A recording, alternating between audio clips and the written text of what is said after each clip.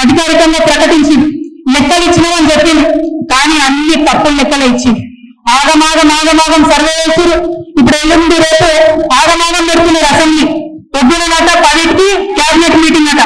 Correct బీసీల చర్చ గంటనట, అవన్నీ 1 అవర్. ఆ గంటలో అసెంబ్లీలో తీర్మానం ఆమోదిస్తారట, అసెంబ్లీకి పోతారట. అసెంబ్లీలో బిల్లు పెడతలేరు, తీర్మానం చేస్తలేరు.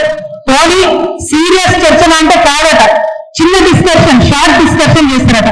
అంటే బీసీలు ఎంతమంది ఉన్నారు, ఎంత పెద్ద విషయం, ఎంత పెద్ద జనాభా, ఎంత సీరియస్ గా ఆలోచన చేయాలి.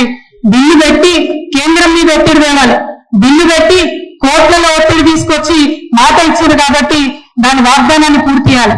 కానీ అది చేయకుండా ఆగమాగం చేసినాం అంటే చేసినాం. మీరు అంటారు కదా, నేను కొట్టినట్టు చేస్తాను, ఏడ్చినట్టు చేయి. కాంగ్రెస్ వాళ్ళు కొట్టినట్టు చేయాలి, బీజేపీ వాళ్ళు ఏడ్చినట్టు చేయాలి. ఇద్దరు ఒకటే, దొందే.